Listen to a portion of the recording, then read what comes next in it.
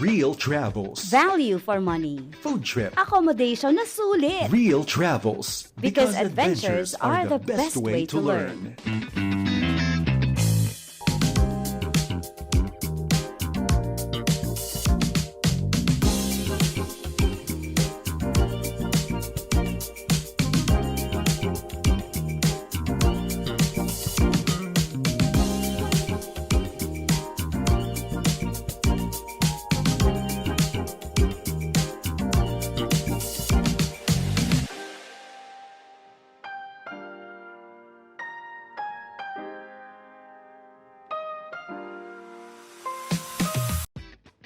Hi guys! Welcome to Real Travels, a travel and adventure show powered by FEBC in collaboration with Shutterlight Digital. I'm Shaira De La Peña, your host and travel buddy here in Real Travels, and we are now on our second episode in our Macau travel series, and I will show you tips as you travel to Macau this 2023. But before anything else, for our radio listeners, you can go to our Facebook page, 702 DZAS-FEBC Radio, para you can see the video of our travel episode here in Real Travels. So let's go guys, let me share to you first a quick glimpse ng history ng Macau. Way back then, in the early 1550s, Portuguese traders first arrived in Macau. So pumunta sila ng Macau and the Portuguese people secured a leasing agreement with the Chinese Ming Dynasty to establish a trading settlement in Macau in 1557. So eventually, naging port ito ng mga Portuguese in trading items to and from China and Japan. Naging market center talaga ang Macau noong unang panahon, and it served as a hub for the exchange of different goods like silk, tea, porcelain, spices, precious metals, and exotic commodities from the East. Noong 1999, Portugal returned it to Chinese rule. So they had a handover ceremony handing over Macau to China. And then from there on, Macau experienced significant economic progress throughout the years, from a trading hub before to an economic giant today.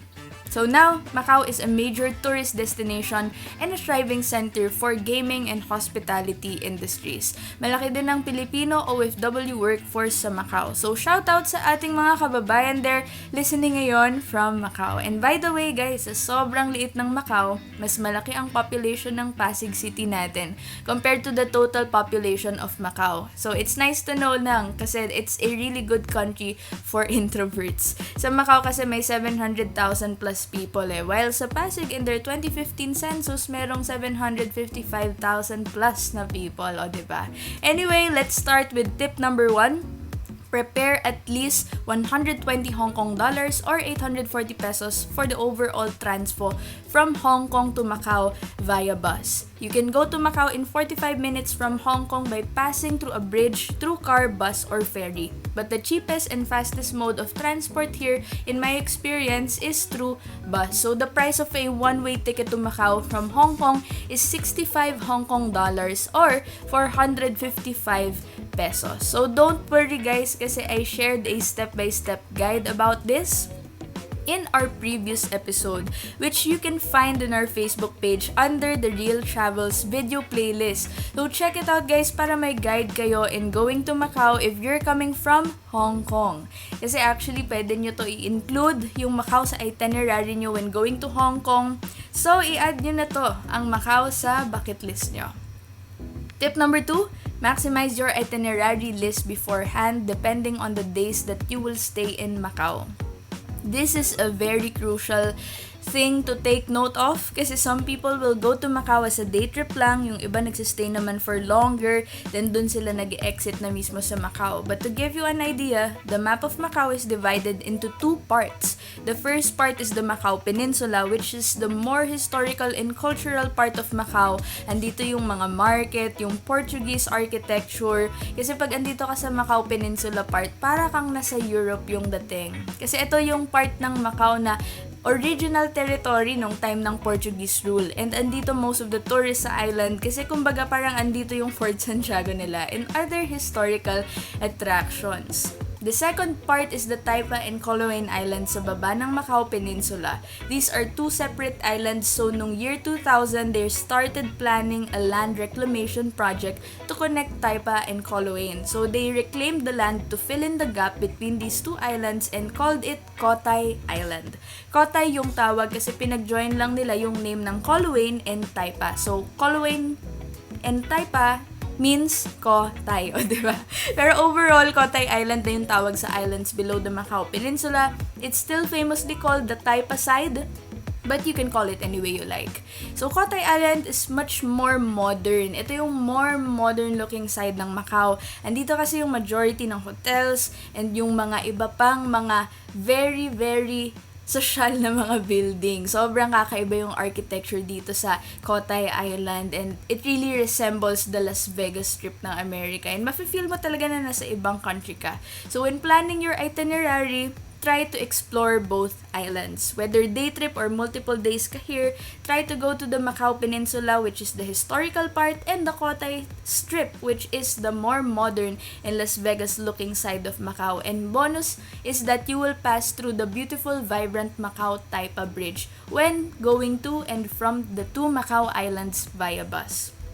Tip number 3, take advantage of hotels' free shuttle buses but prepare to walk. May free shuttle buses sa mga hotels sa Macau, but the main mode of getting around is through bus or through your feet, as in maglalakad ka talaga ng madaming steps just like Hong Kong, so make sure to bring a comfy pair of sneakers, but it's worth it naman kasi sa liit ng Macau, kakalakad mo dito everyday, makakabisado mo agad yung lugar. Okay, so tip number 4, keep your Hong Kong dollars as you can use your Hong Kong dollars in Macau. So ito guys huwag kayong magpapapalit before going to Macau if from Hong Kong kayo manggagaling kasi they accept Hong Kong dollars pa rin in Macau.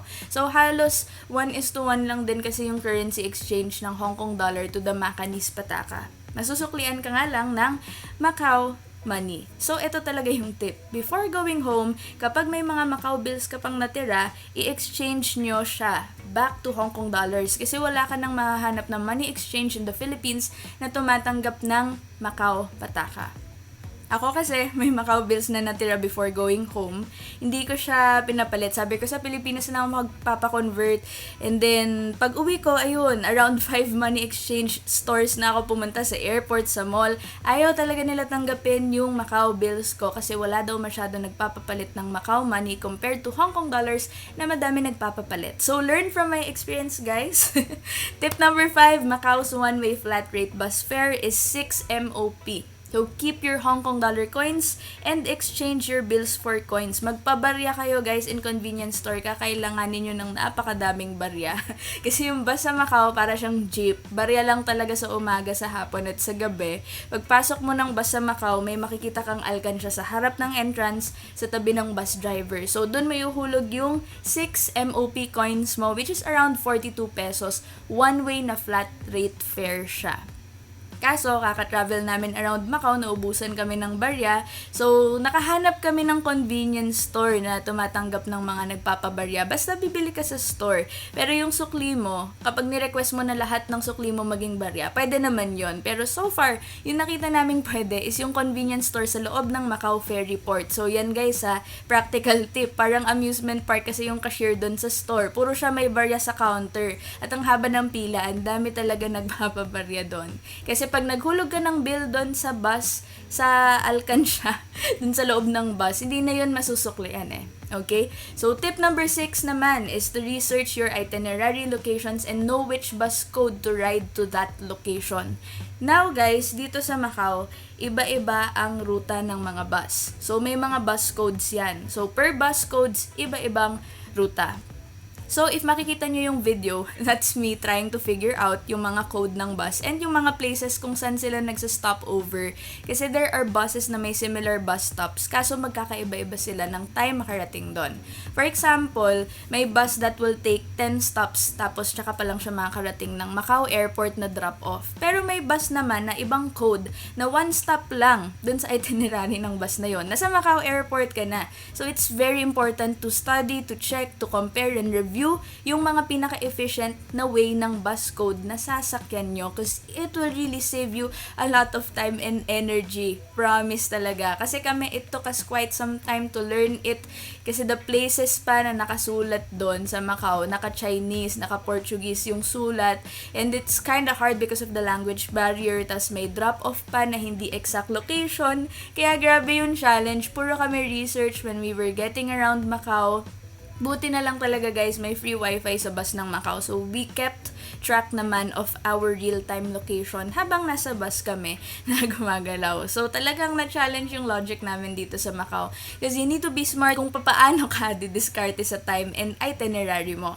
Tip number 7 is to drop by Macau bakeries and markets for their free taste. Nako, yan ang mga gusto natin, mga free taste. Kakalakad namin sa Macau, nagutom kami, 'di ba? So, nakadaan kami ng market or bakery ata yun sa Macau. And then, nagugulat kami, almost every time na dadaan kami ng mga store sa Macau, laging may pa-free taste. As in, and for this bakery na nadaanan namin, nagpapa-free taste sila ng beef jerky, which is one of Macau's specialties. Like, super sarap. And normal pala ang free taste sa Macau. Sobrang generous nila.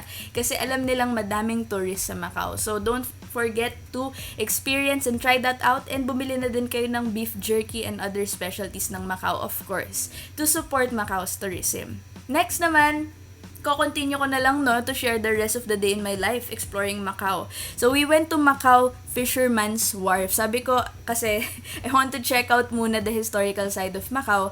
Kaya we started our adventure sa Macau Peninsula, sa top side ng Macau. And praise God, hindi umuulan that time. So we were really able to walk around and just enjoy kung saan kami mapadpad. And wow, grabe, ang ganda nga sa Fisherman's Wharf. It's a mix of different cultural influences pala, starting with Rome. So pagpasok ko, sabi ko, wow, parang wala ako sa China. Sabi ko, parang akong nasa ancient Europe with all the ruins and stones. And then, meron din kasi sila ditong version ng Rome Colosseum. So, it was really nice.